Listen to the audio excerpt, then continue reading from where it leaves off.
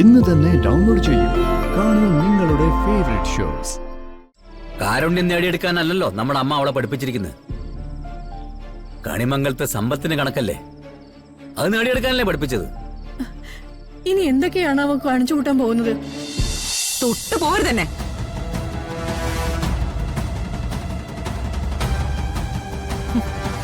മുത്തശ്ശിയുടെ പിന്നിൽ ബുദ്ധിയില്ലാതിരുന്ന പ്രിയങ്കയല്ല ഞാനിപ്പോ. പ്രിയങ്കയുടെ ബുദ്ധിക്ക് കുഴപ്പമില്ലാന്ന് എല്ലാരും കൂടി ഉറക്കൊളിച്ച് കണ്ടുപിടിച്ചല്ലോ. ഇനി ബുദ്ധി ഉള്ളവളായിട്ട് ഇവിടെ കാലുറപ്പിച്ച് നിൽക്കാൻ തന്നെയാ ഞാൻ തീരുമാനിച്ചിരിക്കുന്നത്. വിളിച്ചോ എല്ലാവരെയും, വിളിച്ചെഴുന്നേൽപ്പിച്ചോ. ഇന്ന് പകൽ ചെയ്തതുപോലെ എന്റെ ദേഹത്ത് തൊടാൻ ധൈര്യമുള്ള ആരെങ്കിലും ഉണ്ടെങ്കിൽ വിളിച്ചിറക്കിക്കൊണ്ട് വാ. അവർക്കുള്ള മറുപടി ഈ പ്രിയങ്ക തന്നെ അങ്ങ് കൊടുക്കാം. ആറ്റുവാശ്ശേരി കുടുംബത്തിലും ഇവിടെയും എന്താണ് നിന്റെ സ്ഥാനമെന്ന് നിനക്ക് വ്യക്തമായിട്ട് അറിയാം.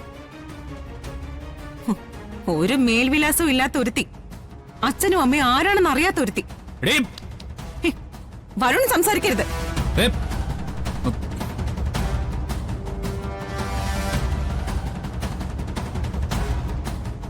നിനക്ക് കിട്ടിയതൊക്കെ ദാനമാ. ജന്മമായാലും ജീവിതമായാലും എല്ലാം. മുൻപൊക്കെ വീട്ടിലിരുന്ന് കൃഷ്ണനോട് പ്രാർത്ഥിക്കുന്ന സമയത്ത് ആറ്റുവാശ്ശേരി കുടുംബക്കാർക്ക് വേണ്ടി സ്വന്തം ജീവൻ തന്നെ കൊടുക്കുമെന്ന് നീ പറയാറുണ്ടായിരുന്നല്ലോ.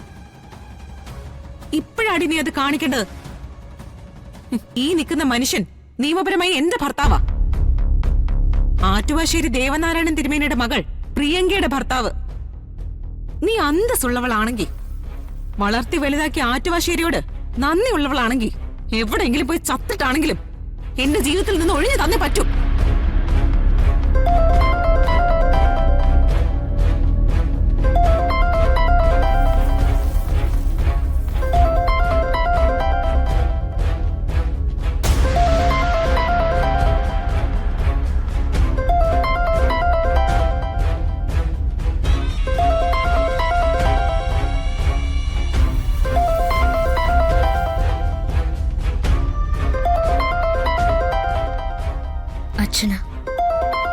താൻ ഫോൺ എടുക്കും, അച്ഛനോട് ഈ കാര്യങ്ങളൊക്കെ പറയേ.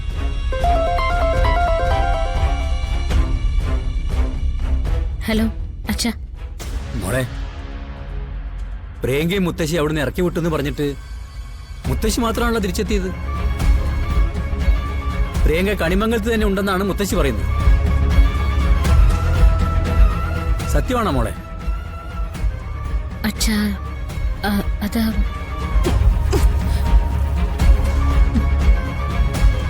ഞാൻ പ്രിയങ്കയാ. മോളെ, നീ ഞാൻ കണിമംഗലത്ത് തന്നെയുണ്ട്. അച്ഛൻ എന്നെ വിവാഹം കഴിച്ചയച്ച അതേ വീട്ടില്.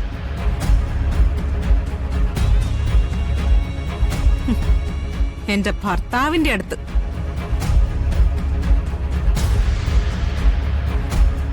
വിവാഹം കഴിച്ചയച്ച പെൺകുട്ടി ഭർത്താവിന്റെ വീട്ടിൽ അല്ലെങ്കിൽ മാത്രമല്ലേ അച്ഛന് ടെൻഷൻ വേണ്ടത്. ഇത്രയും കാലം എനിക്ക് സ്ഥിരബുദ്ധി ഇല്ലായിരുന്നു. പക്ഷെ എന്റെ ഭർത്താവിന്റെയും കുടുംബക്കാരുടെയും നിരന്തരമായ പരിശ്രമം കൊണ്ട് ഇപ്പൊ എനിക്കെന്നെ ബുദ്ധി തിരിച്ചു കിട്ടി.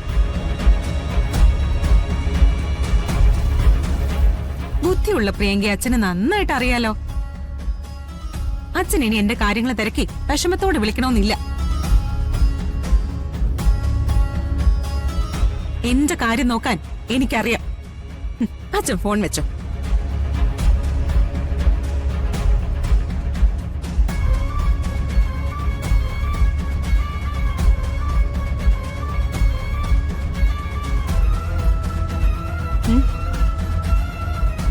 അച്ഛന് കാര്യം മനസ്സിലായിട്ടുണ്ട്. ഇനി മനസ്സിലാക്കേണ്ടത് നീയും ഈ നിൽക്കുന്ന എന്റെ ഭർത്താവുവാ. മുത്തശ്ശി ഇവിടുന്ന് ഇറങ്ങിപ്പോയി. അതുകൊണ്ട് ഇനി പ്രിയങ്കയെ കൊണ്ട് ഒന്നും ചെയ്യാൻ പറ്റില്ലെന്നായിരിക്കും നിങ്ങൾ വിചാരിച്ചിരിക്കുന്നത്. എനിക്ക് നിലനിൽക്കാനേ ഞാൻ മാത്രം മതി. നാളെ നേരം വെളുക്കുമ്പോ ഈ വീട്ടിൽ നിന്നെ കണ്ടുപോരുത്. കണിമംഗലത്തെ പരമേശ്വരന്റെ മകൻ വരുണിന് ഒരൊറ്റ ഭാര്യയുള്ളൂ, ഈ നിൽക്കുന്ന പ്രിയങ്ക. ബാക്കി ആരെങ്കിലും വരുണിനോട് ചേർന്ന് നിന്ന അവരെ വിളിക്കുന്ന പേര് വേറെയാ. അതെന്നെ കൊണ്ട് പറയിപ്പിക്കരുത്. ഓക്കെ വരുൺ. ഇന്നുകൂടി സുഖമായിട്ട് ഉറങ്ങിക്കോ. നാളെ പകൽവെട്ടത്തിൽ നമുക്ക് വീണ്ടും കാണാം. ഉം?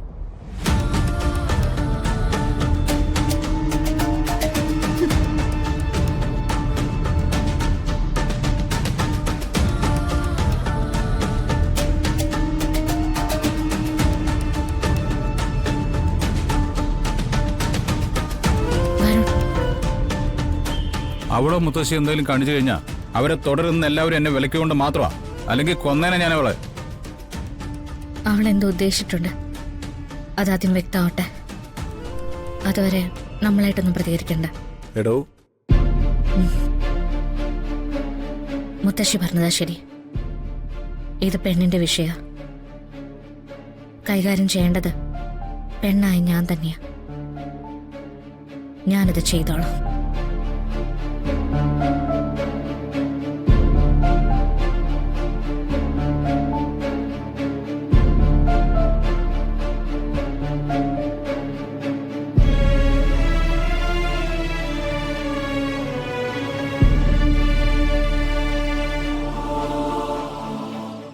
ഇത്രയും കാലം എല്ലാവരും ചതിക്കുമായിരുന്നു എന്നുള്ള കുറ്റബോധം പോലുമില്ല. അങ്ങനെയായിരുന്നു അവളുടെ സംസാരം. എത്ര കഷ്ടപ്പെട്ടാലും അവൾക്ക് യാഥാർത്ഥ്യങ്ങൾ മനസ്സിലാവില്ല ദേവട്ട.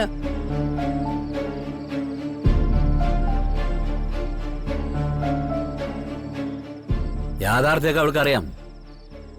വരുൺ സ്നേഹിക്കുന്നത് രാധികയെ മാത്രമാണെന്ന് തിരിച്ചറിഞ്ഞ നിമിഷം അന്തസ്സുള്ളൊരു പെൺകുട്ടിയായിരുന്നെങ്കിൽ അവൾ വരുണിനെ കുറിച്ചുള്ള ചിന്ത വിടുമായിരുന്നു. ഇതങ്ങനെയല്ലല്ലോ. കാരുണ്യം നേടിയെടുക്കാനല്ലല്ലോ നമ്മുടെ അമ്മ അവളെ പഠിപ്പിച്ചിരിക്കുന്നത്. കണിമംഗലത്തെ സമ്പത്തിന് കണക്കല്ലേ, അത് നേടിയെടുക്കാനല്ലേ പഠിപ്പിച്ചത്. ഇനി എന്തൊക്കെയാണ് അവ കാണിച്ചു കൂട്ടാൻ പോകുന്നത്?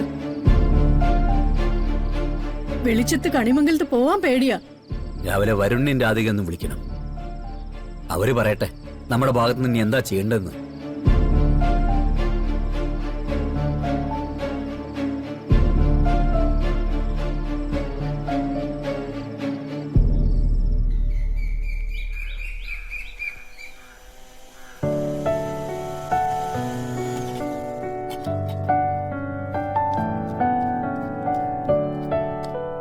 വരുണെന്ന് പറഞ്ഞ് സമാധാനിപ്പിക്കാൻ എത്ര നേരം എടുത്തോന്നറിയോമേ? അല്ലെങ്കിൽ ഇന്നലെ രാത്രി തന്നെ വരണം അവളെ കൊന്നേന്. മോളെ, അവൾക്ക് ബുദ്ധിക്കും ബോധത്തിനും ഒരു കുഴപ്പമില്ലെന്ന് അവള് തന്നെ തെളിയിച്ച സ്ഥിതിക്ക് ഇനി കുറച്ച് സൂക്ഷിക്കണം.